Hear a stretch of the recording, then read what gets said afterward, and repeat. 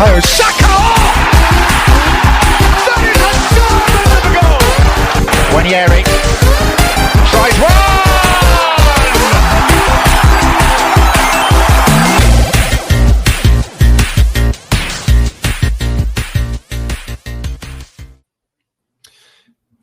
It is an extremely exciting time for Arsenal Football Club because it's July 1st, which means we are now officially in the post-Thomas Partey era of Arsenal, which I think is very, very exciting.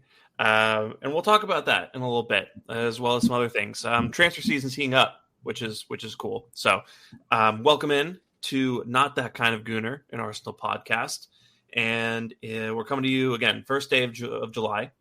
And I'm here. I'm Sham. You can follow me on Twitter at Shamsdale. And back with us are John and Drew, who you can follow at 305cast and at Geechee Kid. John, how are you doing? Doing good. Post Partey is, I bet that there's some fans that are happy about that. I bet a lot of them are. I bet some are not. But what are you going to do? We're in July, so that also means we're in Zubamendi land.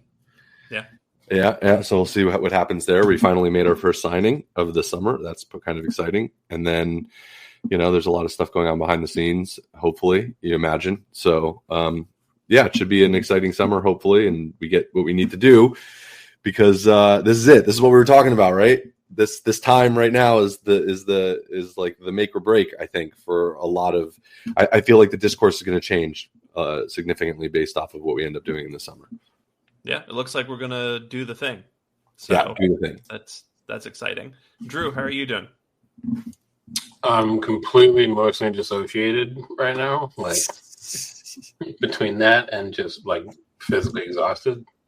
I'm good though. It's good to be back with you guys. Yeah. Yin and yang here. There's a black and white joke in there, but we won't touch that for now. I had to. So you did. Yeah, you did. Yeah. Well, it's really good to have the gang back together. I know it's been a few weeks. Schedules haven't lined up, so excited to talk about all the headlines that are coming out. Like we've all alluded to, it's things are really starting to heat up. So let's start with kind of the official thing first, right? And that is Kepa being announced, coming in, wearing the number 13, presumably as Arsenal's backup keeper for the 25-26 season and beyond. So, John, I'll go to you first. How do you feel about the Kepa signing? And, is there any part of you that's, annoyed in some way about it, whether it's because, we missed out on Joan Garcia or because we're kind of going back to, the Chelsea player's bin. That's not to say like we're, Kepa's like a bin level player or anything like that, but you know what I mean. Right? I know exactly what you mean. Yeah. So like, how are you feeling about it? Yeah. So I think it's a great signing as a backup keeper. I think he is I thought he was kind of underrated in many ways. Especially when he was at Chelsea, and I think his price tag didn't help him out there. So I think that a lot of pressure was put on him to kind of do well. And I have this thing with Chelsea where I kind of almost don't want to put too much stock into how they do at Chelsea because there's such a history of Chelsea players leaving Chelsea and doing well. And again, when it comes to a backup keeper, you want someone with Premier League experience, ideally. You want someone that's the right age profile. And most importantly, you want someone who's willing to take that role, but is also willing to push themselves and push the person that's the number one. And in this case, Raya. And I think the Spanish connection as well is an interesting kind of dynamic to this whole thing between him and Raya. So hopefully that kind of connection actually manifests in some way that helps the team out. You never really know, though. But I am excited about the signing. It's kind of one of those that's like, oh, you sign a backup keeper as the first signing of the summer, all this expectations.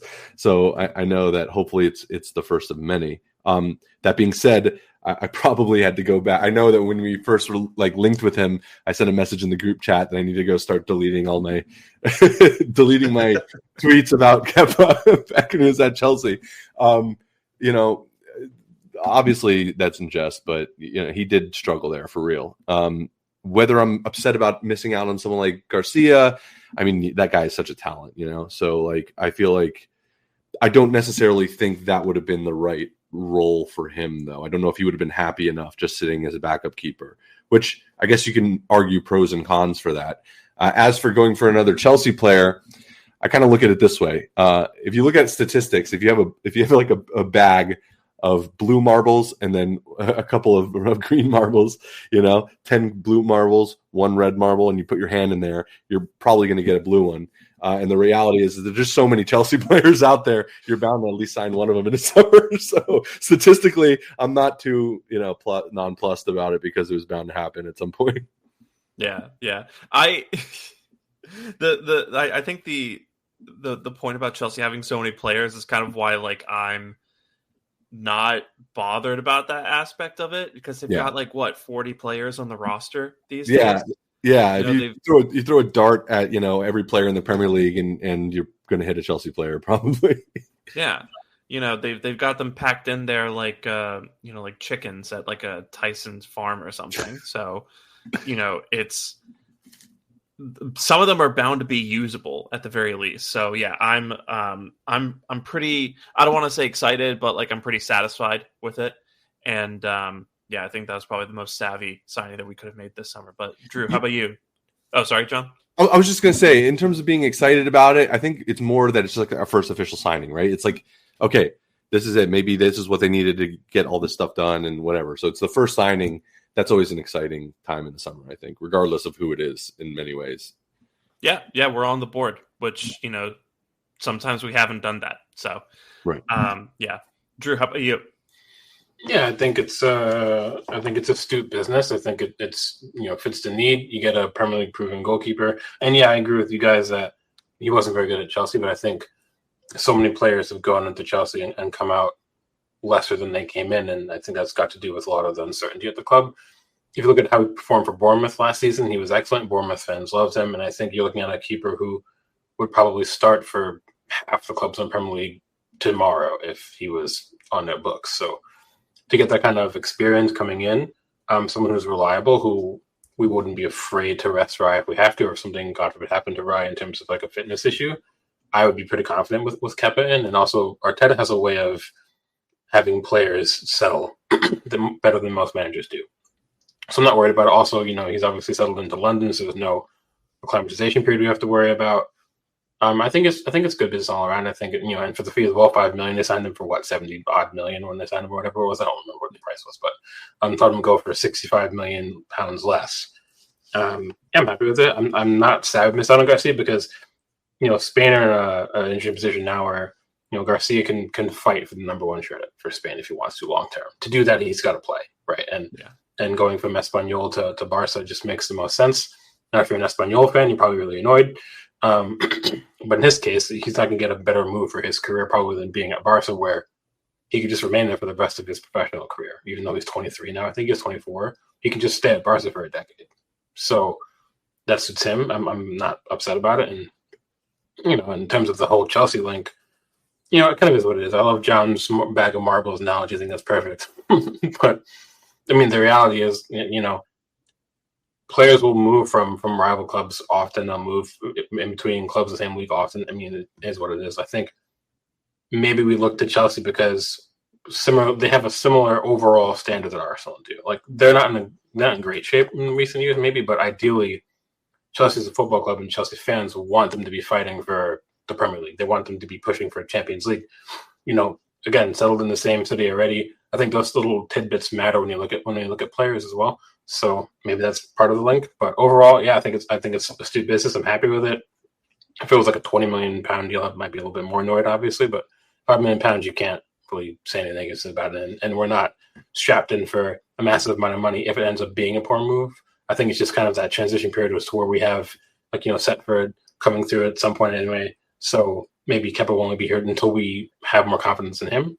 either way, I think it's good business. So Yeah, no, I think all those things are really good points, and you know, for the money that we got him, for the wages apparently that we're going to be paying him, apparently it's almost an exact like 50% split from what he was making at Chelsea. It makes so much sense.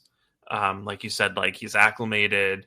There's a bunch of Spanish players who are going to be there, like like Raya, like Zubimendi, who can help him some in, like Arteta and Iñaki Kanya, the goalkeeping coach. I thought it was funny too that he in his first interview at the club, he said that he had called up Kai Havertz, who they're really close. Havertz was invited to his wedding, and he said Martin Odegaard was there too, which is just kind of evidence of how close Havertz and Odegaard have become. And they were kind of talking up the club to him, which really helped him make his decision. So I thought that was an interesting tidbit. But yeah, overall, I just think about how Neto came in last season, was pretty underwhelming as a signing to begin with, was cup tied, which kind of removed how useful of a signing he was going to be. And then past that, we had a couple teenagers really to fall back on. So, it sounds like Setford might be going on loan at some point this offseason. And I think that's a really, really good point about how Kepa might help serve as that bridge until Setford is ready to kind of take the reins as a backup. There's a countryman of Kepa's, as well as Raya's and Zubimendi's, who also has been on our radar recently, which is Christian Mosquera from Valencia. And I admittedly don't know much about him. I know that he can play left center back and right center back. Fairly tall player, not great in the air, but kind of like a really physically robust player. So we've been linked to him.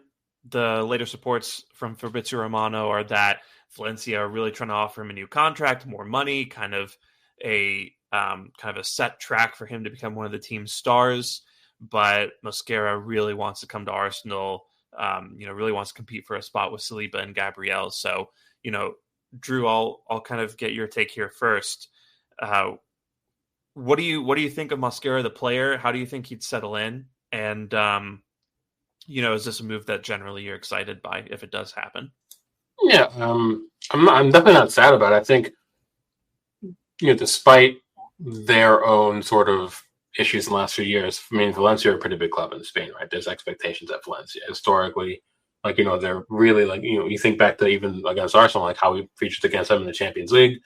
In years past, they've gone on and won European honors. So I kind of feel like when it comes to them, the expectation will be kind of similar. And also, again, same thing like that transition period where he'll be coming into a club where he's got the same international colleagues. That helps.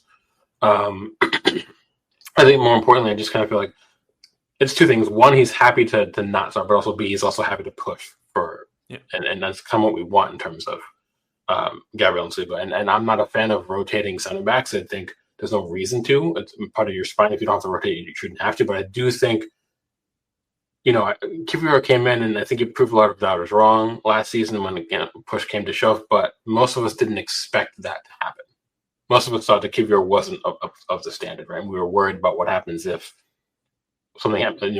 If Gabriel and or both of them, Saliba, go out injured, like we're kind of screwed in terms of center back. So I think Mosquera would be a young player who he can. He's got players to learn from, obviously. He's got that hunger to push for a position and place in 11. I think that's important. And also, it doesn't it creates that healthy competition. Whereas in terms of if you're trying to like force, like if we went after, I don't know, Gahey, right? Like, how would that come off? Like for him, you know what I mean? I'm not quite sure.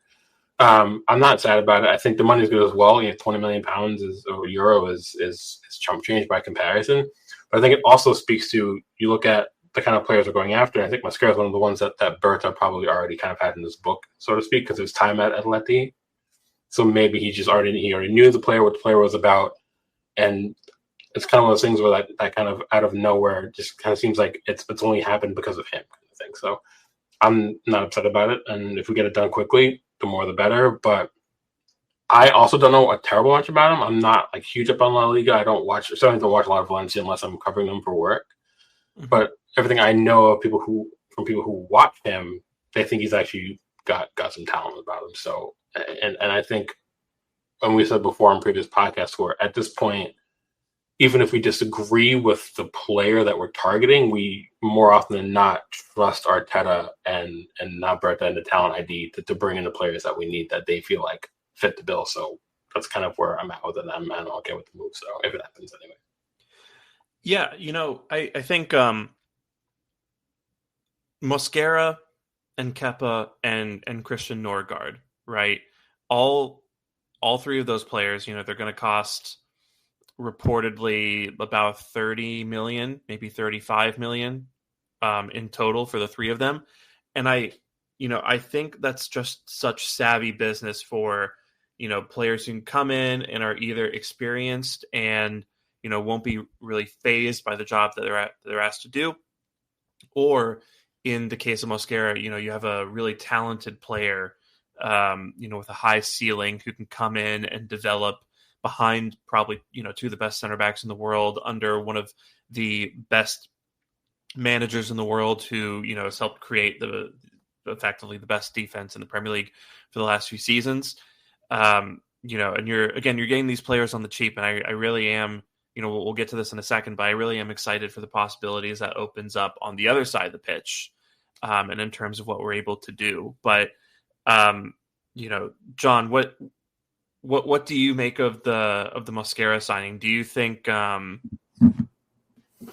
I mean, how much do you know about the player? Because admittedly, like we're not all avid watchers of La Liga, but kind of just the idea of bringing that kind of player in behind Saliba and Gabriel. Do you think maybe we should have gone for a more veteran player, or do you think this is a play that you can get behind? I think I kind of agree with Drew on this, that it feels like a move that that was already on the back burner, that they already had in mind when he came to the club. What's his name? Can't say his name right now, but the guy that we just got to get all the players, him. Yeah, I don't know what the hell, I couldn't think of his name just now. So I feel like that was one that he already had in his pocket, because that they have these kind of directors have players that they've been following their whole career, and that there's probably a couple that they've had ready to go, saying, oh, if I have the opportunity, I want to give this player a chance. Like, I've been following them. I like them. Hopefully this is one of those kind of players for him. Because admittedly, I don't really know very much about him. I saw his, highlights on YouTube, and he looks pretty good. Very physical player. I think that if anyone can turn him into a solid defender, more so than he already is, I feel like it's Arteta and this coaching staff. And there's some things about him that I think you can't coach, like the stature and the presence of it. That's something that you just have to have. And I think that hopefully he can be utilized in a way that kind of that boosts that back line, because we've seen it time and time again, with originally with Saliba and then with Gabriel last season. We need solid backup there. And Kivior, when he was called upon to do a job, like, he had to really step in there and step up. And that's another young player, young defender that I think there were some question marks about, but really stepped up and took the development seriously. And we got to see that actually on the pitch. So hopefully it ends up being a good signing. Like I said, I think it's one of those that was in the back pocket already, and it was one that they were probably ready to pull the trigger on, once he made the move. And now that he's here, he's kind of like, oh, I got a perfect backup for you. It just seems like that kind of one. I might be wrong, but that's just my gut feeling.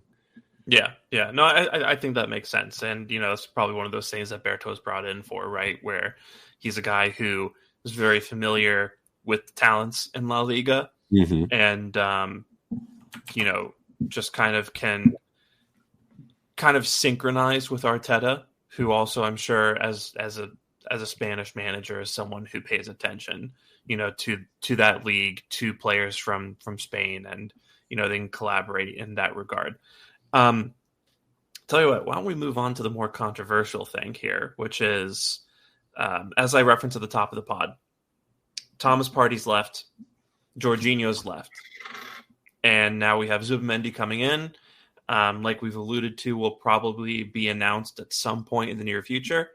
Apparently, reports were suggesting that Real Sociedad wanted us to hold off on the announcement until the beginning of July, so that or wanted to hold off on officially processing the transfer until beginning of July for financial reasons. So we'll probably announce Zubimendi soon, and it sounds like we're really close to wrapping up a deal for Christian Norgard from Brentford as well. So, a lot of people are kind of doing this comparison, right? Of what, have we improved going from Partey and Jorginho to Zubimendi and Norgard? And, I just kind of want to get both of your thoughts on this.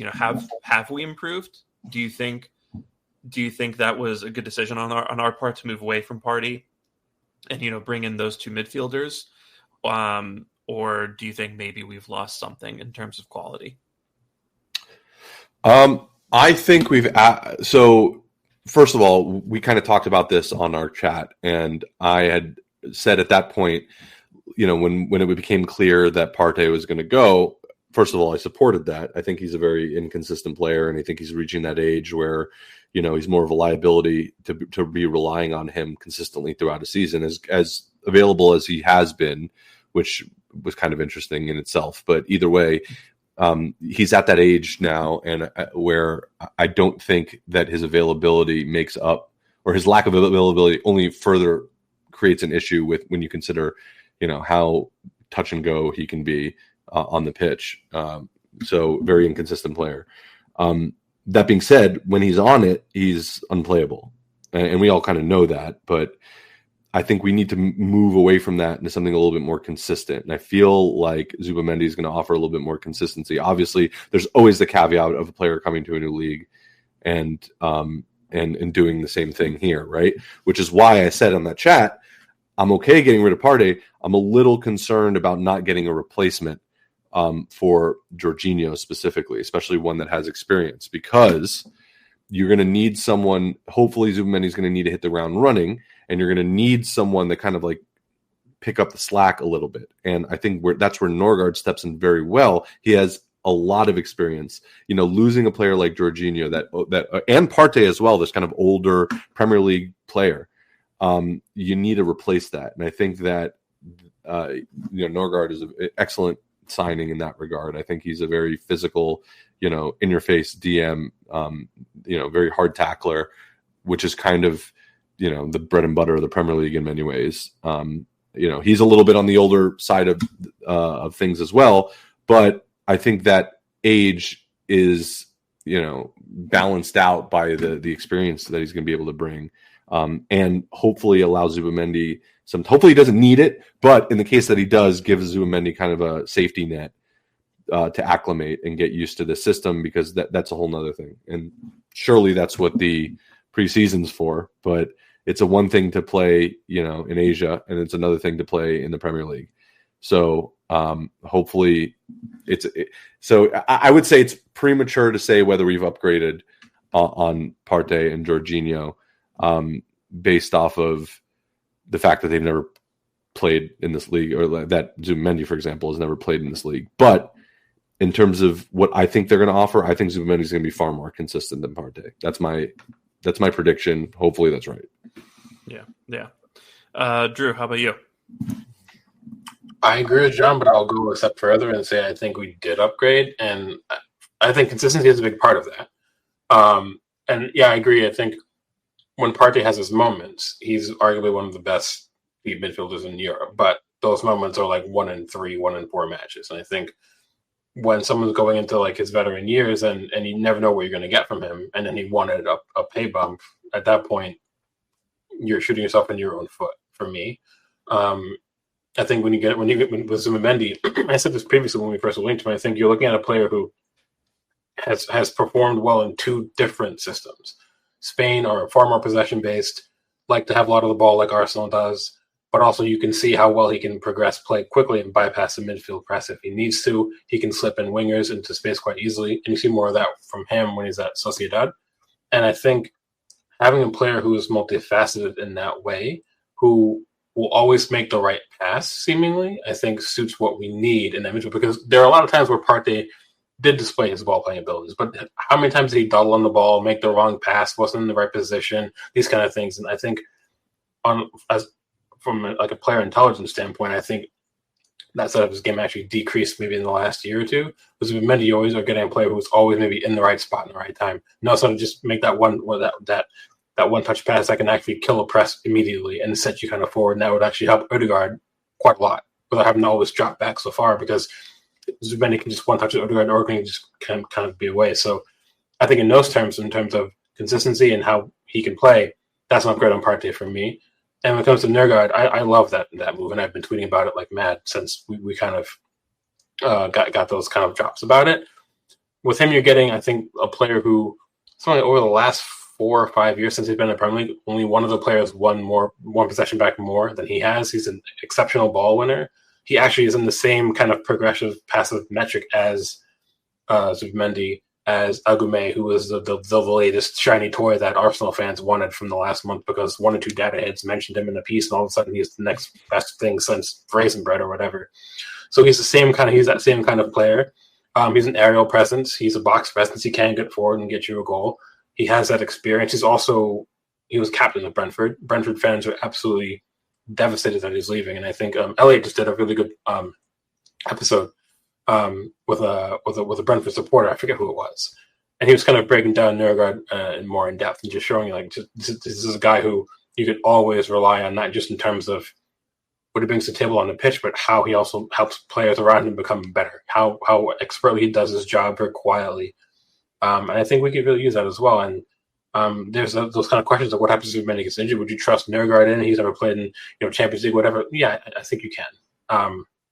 Especially when it comes to Premier League, because despite all of us, I think, rating Jorginho, a lot of us were worried about what happens if we'd have to trust Jorginho for 15, 20 games. Could his body handle it? He wasn't really the most mobile midfielder. Nergard's much more mobile. I think he covered more ground than any midfielder in the Premier League last season, I think it was. I had the stat pulled up, but I can't find it. So yeah, I'm happy with it. I think it shows that astute business that we can go in and get quality for an amount of money that doesn't prohibit us from going and doing the correct deals further up the pitch, which is what we really need this summer. Again, just gives us good depth. Reliability isn't really important. And yeah, I just think it's just a smart move that I think a lot of Liverpool fans will definitely kind of eat their hat about moving forward, but we'll see. Yeah, I'm glad you brought up Agume, because people were so in on Agume, and look, he's without really ever knowing who he was 2 months ago. That's the thing. That's why I hate social media. For the record. Yeah, for one of many reasons why I hate social media. Yeah, for sure. Yeah, no, I mean, I was even talking with George about it, and George at one point was like, look, I love Agume, but people have really overrated him now. Yes, in terms of what they think he can come in and do. I think a lot of people just saw baby Partey and really just emotionally attached to that. But I would also go so far as to say that we upgraded. Obviously, we haven't seen them in Arsenal colors yet, so that might be a little premature. But I think just on paper, right, if you're going from Partey to Zubimendi, like you guys said, Zubimendi is just snappier on the ball. He progresses way faster, and I think the speed and tempo of play, especially in midfield and in build-up, was one of our biggest issues last season. And I think Zubimendi comes in, and it's 1 or 2 touches, passes the ball to the next guy, really good ball progressor, has added carrying to his bag recently. I was watching Spain against Portugal in the Nations League a little while back, and he was just kind of blowing by guys in the midfield, which I thought was really impressive. So I'm really excited about what he adds in that respect. Obviously, your Zubimendi also isn't really a guy who is going to eat up yards off the ball, but I think he's really smart in terms of how he positions himself. And he's going to have, guys like Jerry and Timber and William Saliba and Gabriel behind him and Lewis Skelly. So I'm not overly worried in that regard. And, he's going to be very efficient with possession, which I think will just kind of help in terms of how much we have to defend in transitional situations. So I'm really excited about what Zubimendi is going to bring. And again, this is a guy who Liverpool were after, Real Madrid were after. I think Bayern Munich also had interest in him. So extremely talented player who could go on to be, truly elite in that position. And then you're going from Jorginho to Nørgaard. And, I don't know why people were upset about this move. I think they just saw Brentford next to his name and decided to be mad about it. They saw 32. Oh, actually, you know what it is? I think because of when the Nørgaard story broke, right? It was about the same day where people were starting to come out and confirm that Partey was leaving. And I think people saw that and they're like, oh, he's Partey's replacement. That's a downgrade. And that's not what Nørgaard is. Nørgaard's coming in to take over the Jorginho role in the team where, if he cracks 1,500 minutes this season, I think that's pretty solid for him. But, last season for Brentford, he was just under 3,000 minutes. I know that guy that Elliot had on the pod, on the Arsenal Vision pod, said that Thomas Frank liked to manage his minutes a little bit because he had some injury issues. But Zubimendi's the starter, and Rice is probably a guy who we're still going to use in the 6 at times when we need to. So I don't see us overburdening Nørgaard in that regard. And, Drew, like you said, he's very good ball progressor, very physical. He honestly reminds me of kind of like an upgraded version. What's the name of that player who went from Fulham to Bayern? Paulinho. Paulinho. Yeah. He reminds me of like an upgraded version of Paulinho in a way, where Paulinho wasn't like a great passer of the ball.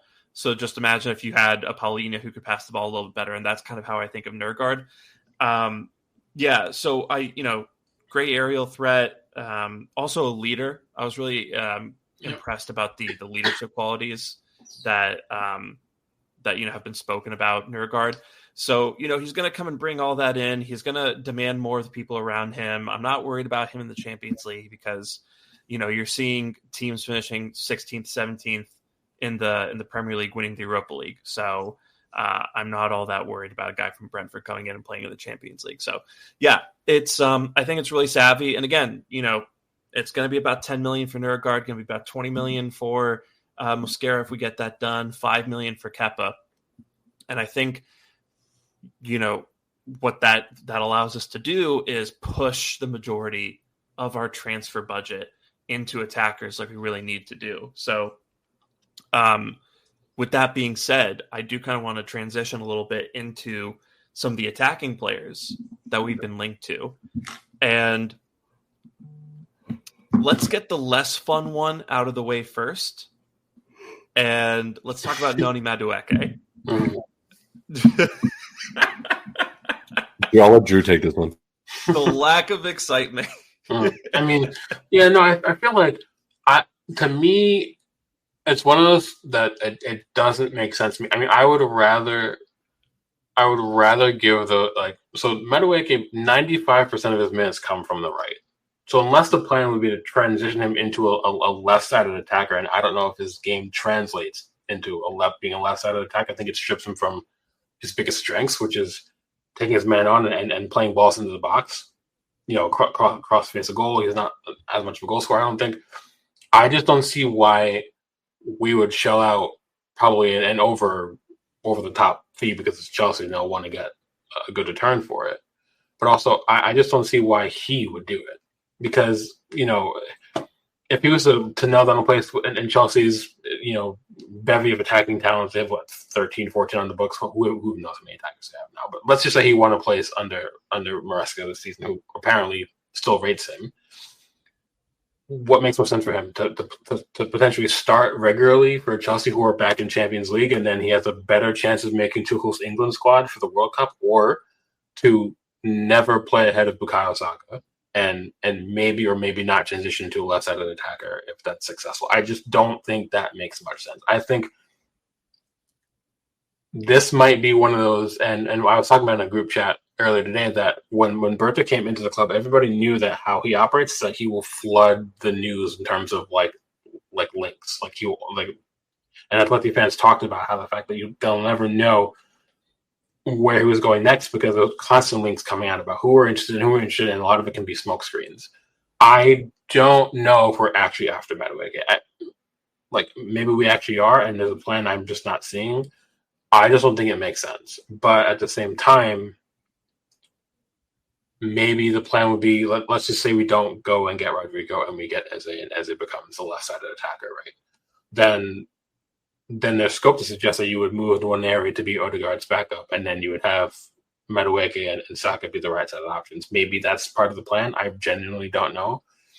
I think for a player profile, he's not a bad player. I just don't think he's good enough for us. Like, he's certainly not good enough, in my opinion, to start for us on the left, and I certainly don't think he would ever remotely give Saka anything to worry about on the right-hand side of the pitch. I just don't see it personally. And he doesn't play centrally either. He's not really – he can't play that center forward. So I just doesn't make any sense to me. I think it's more smoke and mirrors rather than just actual concrete, but we'll see. But if we did it, I'd actually be pretty annoyed. I can't lie. Yeah. I think he's an interesting player. I don't love him as like the winger signing this summer. You know, Hand of Arsenal came out and said that we've spoken to him and he's very apprehensive about playing that role behind Saka. So if that's true, yeah, and you can't blame him. Like if he does that, he's never making the England squad. Period. Like there goes his chances. So yeah, and you know, he has every right to not want to sit behind one of the best right wingers in the world. Yep. I think this is less of a smokescreen and more of a contingency plan where if our first options, because it sounds like we want 3 attackers, right? Yeah.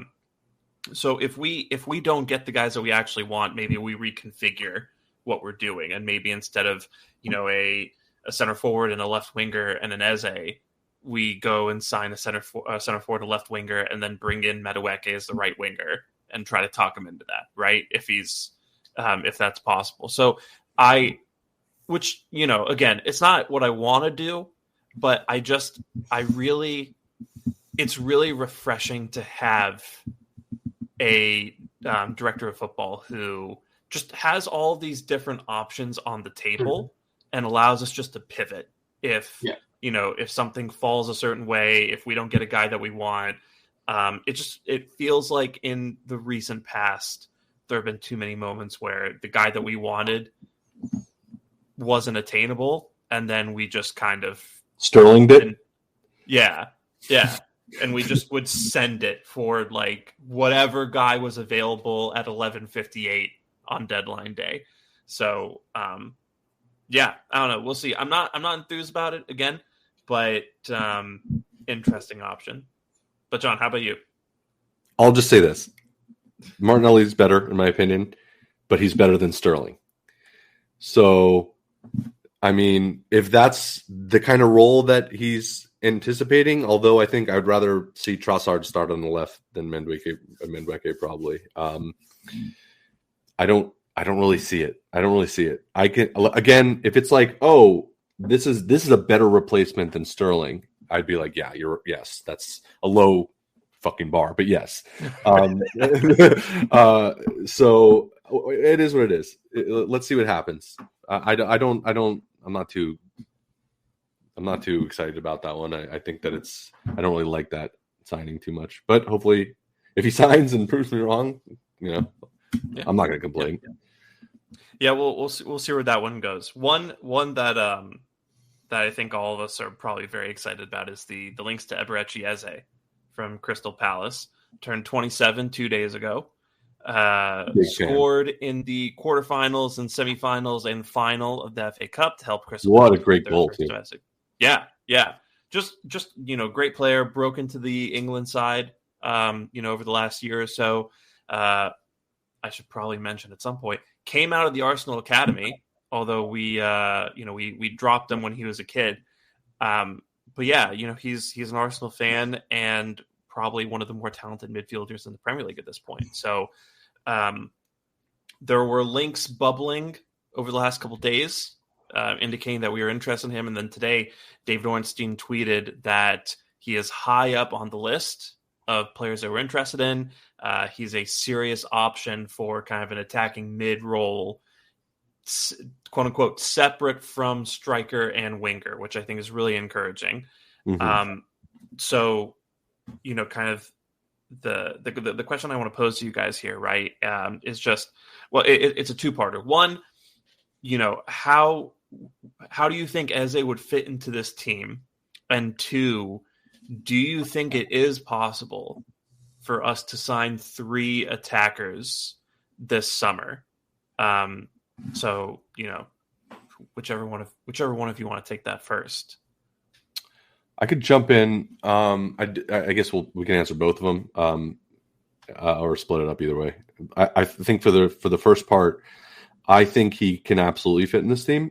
I think that we're going to need rotation in those front attacking midfield positions. I think Odegaard's going to need rotation, and in some cases, it would be interesting to see kind of how we can maybe utilize Declan Rice in games where maybe Zubamendi needs to do something different, or maybe it's not an ideal situation for Norgard if he comes in. And then that kind of gives you a little bit of play in the deep lying midfield role, because you still have this very prolific attack-minded midfielder that you can utilize and do some interesting stuff with. I think he's also a good defensive player, which I don't think he gets enough credit for. He has like a very high work rate, kind of a flashy player in some regards, which is always fun. And it's interesting because I've seen some of the discourse on him, and it's like, it seems like an Arsenal signing, not an Arteta signing.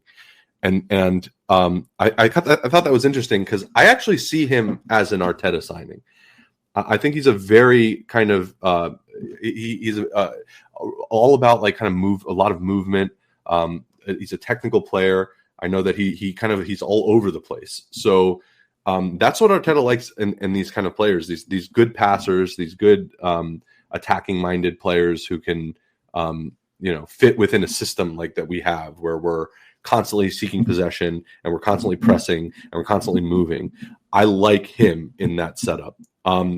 As for the second part of the question about how could we sign 3 attackers? Yeah, let's do it. Why not? It's better than signing 12 left backs. So, I hope this is the arc of Arsenal where we sign attacking players, where it's like, we have a lot of defensive players. Our defense is solid. I want an abundance of attacking talent, and he absolutely can provide that. I think that he could challenge in the starting lineup sometimes, I think, depending on the opponent. And that's how good I think he is. And that's saying a lot, considering how good Odegaard is and how good Rice is. It's kind of hard to drop Rice. That's why I thought maybe it'd be a situation where they would maneuver him somewhere else. But exciting stuff. Yeah, and he's also a very two-way player, right? Mm-hmm. In terms of like how he's an Arteta player. FB Ref has him in the 89th percentile in terms of ball recoveries. Exactly. And I think he's also a pretty good presser. But just to clarify, the reason I asked that first question is because, when you look at that left 8 position, which if this is separate from a winger signing is presumably where he comes in. Maybe. Yeah, I mean, that's not to say that he wouldn't play at left wing sometimes, but yeah, I could also see him maybe in that Odegaard role for some situations. I think, if you look at where he scored the goals in the FA Cup, like that's kind of Odegaard territory in many instances, right outside the box, things like that. So sorry, I didn't interrupt you. No, yeah. I think just that left 8 position is interesting, right? Because you got Rice there. Who predominantly is kind of the starter in that position now. And now you have, I think Havertz is going to go back to featuring there as maybe like a second striker, depending on who we bring in. You have Marino, who's going to play in that role. Waneri might be eligible. And so now you have to squeeze Eze in there. So it's just, I'm really into this signing, and, I can think of a number of ways we can make this happen in terms of like what players we play and how you squeeze them in. But it'll just be interesting to see what that dynamic looks like. But yeah, Drew, I mean, what are your thoughts on the Eze signing, and do you think we can go after 3 attackers? My thoughts on the Eze signing are going to be somewhat controversial for some listeners, not all, but I've until it was reported that it was separate from getting a winger and a striker, I would have preferred we send Eze over Rodrigo. That might not be popular, but I would rather we get Eze than Rodrigo. I'm not very high on Rodrigo. I never have been. I feel like there's too much surrounding what's happened with him at Real Madrid that kind of puts me off of it. And if you compare Rodrigo with Martinelli over the course of the last however many, 6 seasons, whatever, Rodrigo isn't demonstrably better than Martinelli in terms of goal and assist return to justify 75 or 80 million pounds, in my opinion. For a Martinelli, who I think is a better presser than Rodrigo, I think he fits the system a little bit more. I just don't see it. So my thoughts on Eze were, if he was to come in and we didn't sell either Trossard or Martinelli, we saw from Martinelli that he's capable of playing on the right when Saka was out. He got a few moments that he didn't look terrible on the right. Maybe he becomes like that versatile winger who can play both sides. And then Eze is also versatile. He can play on the left. He can play centrally. Why the deal to me? Two things. For him to come in and challenge for the central spots, I don't see him displacing Declan Rice anytime soon. We bought Zubimendi to upgrade on Partey, so presumably he's the primary 6. And unless Odegaard has an absolute horrific season, I don't see our captain getting dropped anytime soon, at least regularly.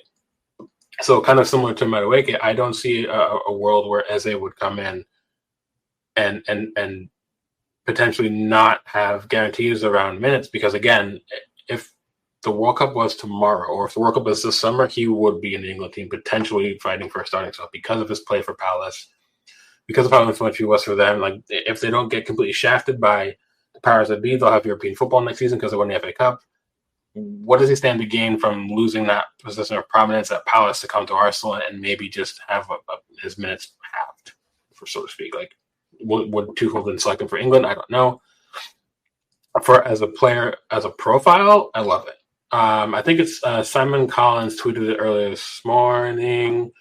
He had the best XG compared to anyone in the Arsenal squad from last season. He had the only person that had more goals than him was Havertz. The only person that had more assists than him was Saka. He won more ground duels than any Arsenal player in the squad, and he won possession back more than any other player apart from Declan Rice and William Saliba. He's a very two-way player. And also, if you take those bits of this game and you throw him on the left, think about how good we would be in the press. You wouldn't be getting that reduction from losing Martinelli from there. Also, his best operating space is like the left half space for Eze. So kind of to sort of throw him in the Odegaard position, I think you're kind of taking away. I think then you sort of overload that left hand side, because we know how Rice loves to kind of drift into the left. We saw it often. He'd even come out wide left and then receive and then try to put a ball into the box. We saw it quite often from him. So kind of taking Eze out of his element as replacing Odegaard, I don't know if that makes sense in terms of what you'd be getting for the player. I think John's point makes sense, though. If you brought him in and say Zubimendi doesn't hit the ground running, or if he struggles for fitness, or if injuries happen, you can move Rice back to 6. Maybe if you don't want to start in Odegaard, then you can then play Eze at left 8 and then Odegaard right 8. Yeah, I think that's possible, obviously. And because it's versatile, I think he makes sense, but I think he's a better player than just a versatile piece we can plug in. I think he's too good to be that. I think he should be starting. I think he's good enough to start for Arsenal. I think he's good enough to transition into becoming a left winger for Arsenal. And I also think it kind of opened up parts of our game that we're not seeing more. Because he likes to operate more towards centrally, you can get more of those overlapping runs from Calafiore, who isn't bad going forward. We know that Luis Scully likes to carry. Maybe we get him to carry more out wide as well. You can see those parts of his game coming through too.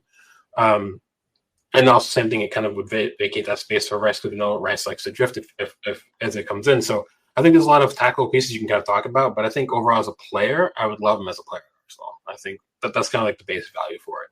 How that functions in terms of how we do business, I don't know.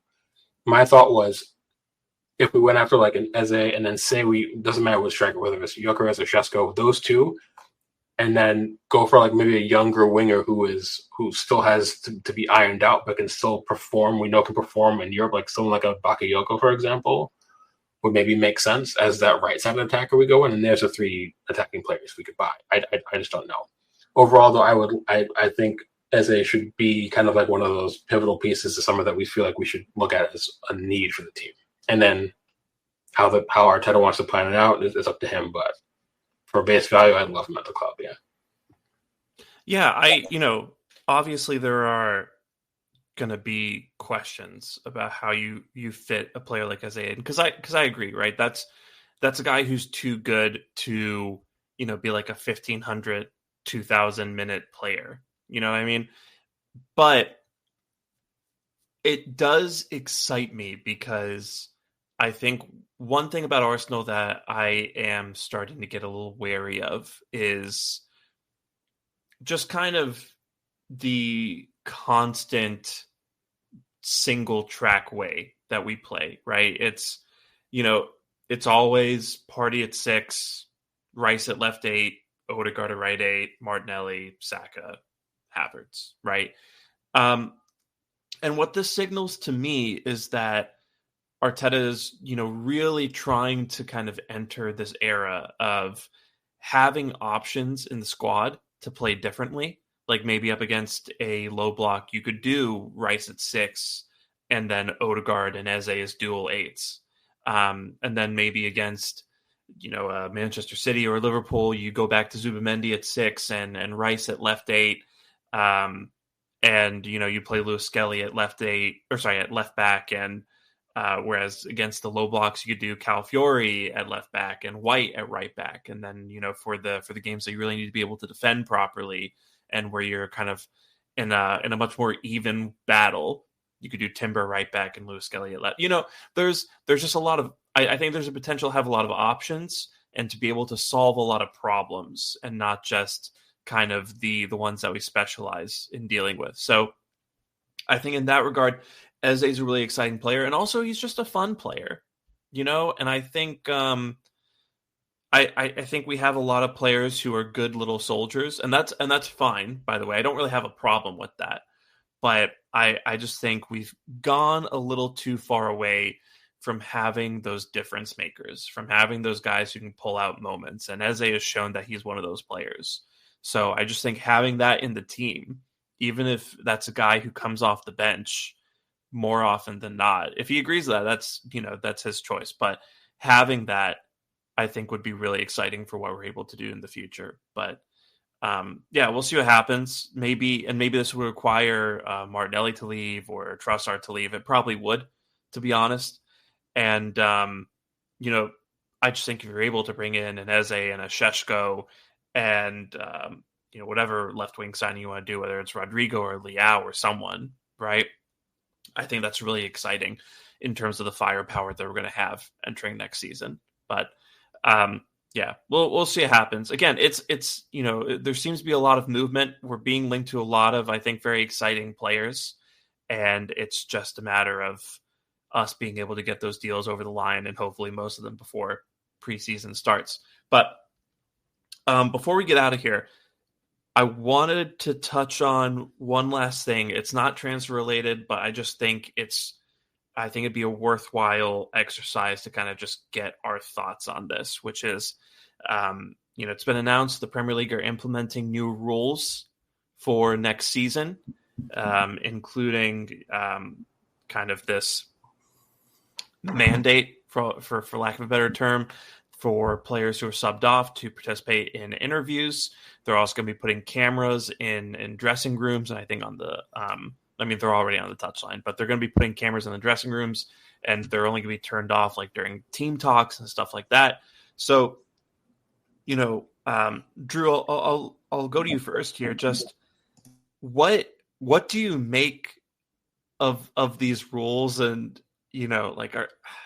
does this make the game better for you? No, I absolutely hate it, and I feel like the one thing I would say is that everyone's trying to say that it's Americans running the sport. The concept of trying to maximize like profit isn't an American ideal. It's a global ideal, right? And I do feel like, the idea of a commercial break. It's called a commercial break because you're making it. You're getting commerce out of it. You're getting commerce out of the break, right? That's the point. And that's not a unique American idea. So that annoyed me when I saw it in a group chat the other day. But either way, I feel like this idea is just because what they'll do is they'll say like, this 65-minute substitution interview brought to you by whatever the fuck, sponsor. And that's how they're going to get that money. That's how they can get that additional revenue by adding in more sponsorship deals for the halftime camera, whatever, and then the sideline interviews, which I think is, listen, if it's one thing I can say for certain, either from my playing days or coaching, is the last thing I want to fucking do to anybody during 2 hours before or after a match is speak. Right. Because players want to be in their zone. They're in their heads. Managers are in their thought processes about what's going on. No one wants to deal with like a camera in their face at that point. I promise you. There's a reason why a lot of times in the post-match interviews, the studio crews wait for 20 minutes or half an hour before they get those players or managers to come back. It's not just because they're dealing with their own like team talks in the dressing room or whatever. A lot of times players and managers have to come down off their emotions, have to come out of their head, have to retool themselves quickly to be able to deal with having to be in front of a camera, in front of a spotlight, and sometimes you'll get in Bundesliga where you'll get immediate reactions, right after the match, but I'm not even a fan of that either. I just feel like trying to it's not just about the profiting, it's about trying to turn this into like some sort of like weird Coliseum vibe to me. Like it's so performative, and I feel like yes, like athletes are performative in their own way because they're technically entertainers. They're just highly gifted physical entertainers, sure, but also that they should be allowed to go through their own cycles of how they deal with what their sport or their profession is. So I think it's a nonsense idea. I'm not surprised, unfortunately. It falls right in line with the Club World Cup and Nations League and everything else that's putting too much emphasis on players being commodified to a point where I think it's so unhealthy in so many ways. I just think it's just utter nonsense to me personally. And, I want to know what John thinks about it. I don't think John likes it either personally, but like, what? You can just look at his face to know. Like most days. Yeah. So I agreed on everything that was said. The silver lining is it's gonna be entertaining, probably, and probably entertaining to watch Pep like go absolute mental. Or just watch like watch Bruno Fernandes get a red card and then have to get interviewed right after or something ridiculous. Like, I think that'll be hilarious. So there's going to be entertainment to it, but everything Drew said, I mirror as well. I think that it's a money grab. It's not unique to American sports as much as people want to complain that it is. The British sports were trying to make money off it far before there was American influence in many ways. Look at the Amazon special. City was the first one, right? That had nothing to do with the United States, right? And I think the success of those shows, I think, is fueling this. Like insider look. Like, I get it, but save that for like another time. You know what I mean? Like, not live. But. Yeah, so there's this like voyeurism that we want to like consume as much as possible within like the clubs that we support and like the sports that we watch. And I get the appeal of that. It's entertaining, and you get to see a peek behind the curtain in many regards. And it's one of the reasons why I like, for example, like those ref cams where you get to see the interactions on the pitch that the players have with the refs. So to that regard, I like the information you get from it, but to kind of, I don't like as a general principle anything that seeks more commodification of the sport, because it's usually not a good thing. For the people who believe in like the sanctity of certain things about the sport, like the locker room, for example, or the dressing room, for example. I think that there was almost something more exciting about, remember, like during the Wenger times, like something about that, it was almost like a romantic thing, the not knowing exactly what's going on behind the scenes. And once you kind of lift that curtain, now, and that kind of allure is gone in many regards. And so there's that kind of aspect of it that I don't like. But again, coming back to entertainment, there should be some entertaining stuff. There's gonna be a lot of sound bites. There's gonna be a lot of controversy, which is exactly what they want. This is what they want. They want people to talk about the Premier League. They want people to talk. Oh, did you hear what this person said when he got subbed off? Or did you see what happened in the locker room here? Or did you see that? Like, all of that creates traffic to the Premier League, and creates money for the investors. So again, more stuff to talk about, more stuff to be entertained about, but at the expense of what? Yeah, and that's a good shout, by the way, about like the allure and like the tall tale stuff. Like, imagine like if this existed like for the Sir Alex hairdryer incident. Like, you know what I mean? Like, there would be no like anonymity about what actually happened unless you heard it from the mouths that were there, and they may just like keep it like secret to a certain extent because they don't want like the full truth coming out. Like with this now, if you catch that, it kind of like those kind of like tall tale moments like don't exist. Yeah, I think that's part of any professional sport for me. I feel like, like I go to, and I know John's a big hockey guy. Like I am. Like if you watch an NHL game, whether it's playoffs or regular season, you'll see they'll have cameras of the players coming out of the locker room and going into the locker room, and maybe like 2 seconds of them sitting down at their lockers, and that's it.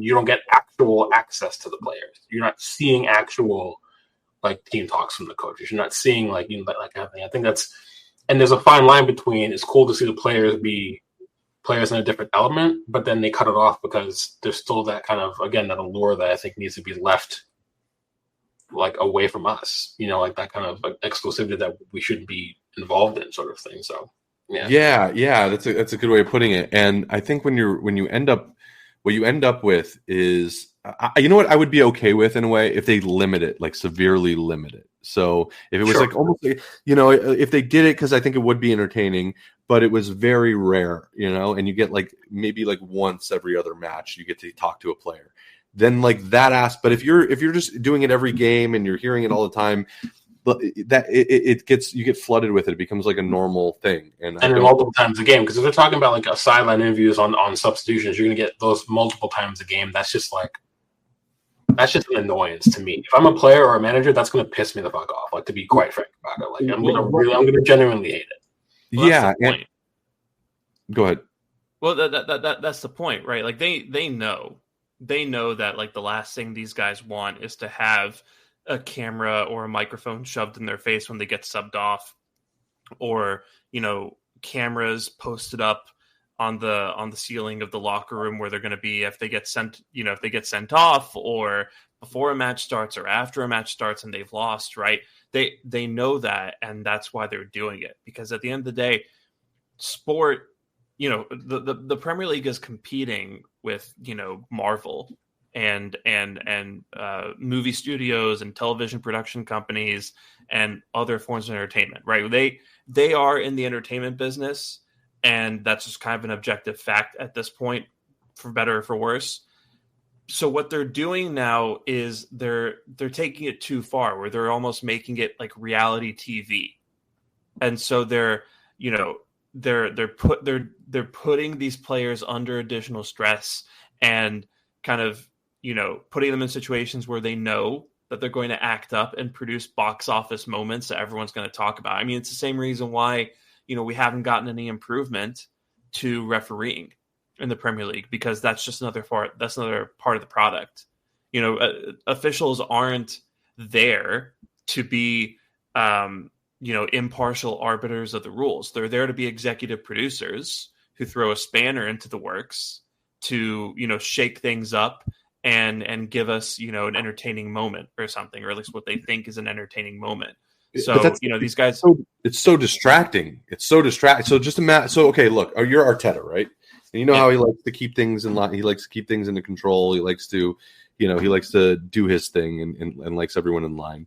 Now you have all of this external stimulus that's going to be happening when one of his players says something that's, maybe slightly controversial. And now all their focus, instead of training in the Champions League or whatever they have to come up with, Now there's damage control that you need to do, which is going to happen because these are tired human beings that have just been running their ass off for 45 minutes, maybe even longer, depending on when they do these interviews.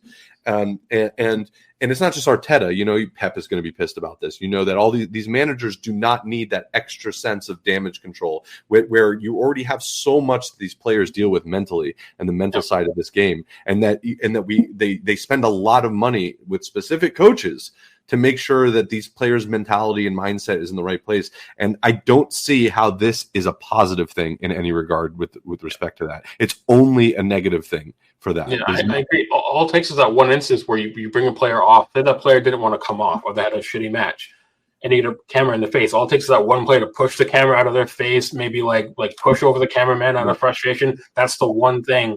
And that's all you'll hear about for the next week. And now, now you get like the manager's damage control, the players, they just got to do damage control. It's potential whatever lawsuit. Like if there is waivers about like all this, it's a legal mess. It's a mental mess. It's an emotional mess. Like I'm with John. I think nothing good is coming from that. Yeah. The only thing is entertainment. That's all I'm coming back to. Money for them and entertainment. There's going to be entertaining moments, especially when it's not happening to our team. When it's like United, when a United player has a meltdown, like, come on, we're going to love that. We're going to love that. I don't care how much we hate this idea. If a United player or a Spurs player has a meltdown, on the side of the pitch, it's going to be fantastic. We're going to embrace the crap out of it. But, when you balance it out on the overall effect that it might have, I think it's going to be negative, especially for a team that we're really getting serious. Like, why does it always seem like every time we're about to start a season where we need to progress and we need to do something, there's some new thing that is like decide, that's stepping in the way, this novel concept that we're like, come on guys, can't we just have like a normal season like every other team has had before us when they were able to win? Like, I want the least amount of distractions and allow these players to focus on what they need to do, because it's so important for us, maybe more so than a lot of other teams too. Like obviously United are under a lot of pressure. I think Manchester City are under a lot of pressure, but we're in a pole position to actually do some damage this season. And I just don't like the distraction. I don't like the distraction for the players and for the manager. And also just the football isn't the story anymore, or it's less of the story now. Yeah. Which I think is always sad. Football tells the story by itself brilliantly. You don't need extra storytelling when it comes to football or any like professional sport, really. Storylines are written on their own. If they weren't, you wouldn't have journalists. Or, for example, Monterrey just came from 2-0 down, and now they're drawing Dortmund 2-2. It's 25 minutes. That storyline just wrote itself, right? Like you don't need additional things to like kind of guide something towards something else. Like it's that got pulled back for offside, but whatever. Anyway, you get the idea. Like I just kind of feel like let what the events on the pitch usually tell the story, then people like write their narratives about the story, and then that's it. Like you don't need all the additional and then I can't even like think about like however many managers, like regardless of sport, and like decades gone by, they wouldn't even allow their players to speak to the press before a certain time. There was like a press blockout for a certain amount of time before and after games and matches for a particular reason, because players are creatures of habit. They're superstitious. They do things like they put on their left boot and left sock first before they put on their right boot. Right? So like they have their own ways of being. Managers have their own ways of being, just like fans have their own traditions they do in the comfort of their own homes or the bar they go to. Like trying to pull players out of the things that they do on a regular basis, or managers like that. I think it's just every part of this just stinks up like the high heaven. I think it's just nonsense, but at the same time, I'm also not necessarily surprised either. And I think that's probably the worst part about it. Yeah, I think this is the direction that football's been heading in for quite some time. Yeah, and it's probably going to bring pretty solid ratings, unfortunately, and it's just going to serve as positive reinforcement for them to continue kind of housewivesifying the Premier League. So we'll see what happens in that regard. But outside of that, still excited for the rest of the summer that lies ahead. Still excited for, what the season will look like if we do get some of these signings over the line. And we'll see. And hopefully we don't have any meltdowns after getting subbed off. So, but let's put a bow on it there. And, thank you guys so much for listening, for being here with us. And we will be back with you hopefully later this week. We'll see. And yeah, I'm Sham. You can follow me on Twitter at Shamsdale. That's John. You can follow him on Twitter at 305cast. And Drew, you can follow him on Twitter at Geechee Kid. You can follow the pod at Not That Gooner on Twitter, at notthatgooner.bsky social on Blue Sky, at Not That Kind of Gooner on Instagram and TikTok and on YouTube. All the social media links and handles will be in the show notes on Spotify and YouTube and Apple Podcasts. So be sure to check those out. And yeah, just thanks so much for being here with us. So until next time, take care. Get your mind out of the gunner, and we will be. I thought it was pretty clever. I stumbled onto that. It's not bad. Yeah. So we had the yin yang to start, and that little pun at the end. We're doing good. Yeah. So we'll keep that one in mind. But yeah, until then, take care and bye.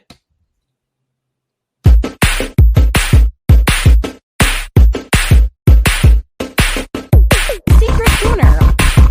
All right, I'm a Gooner. Oh, I love you.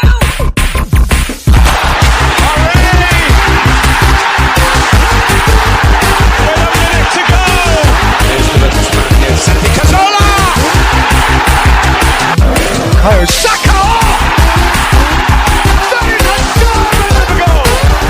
Wanieri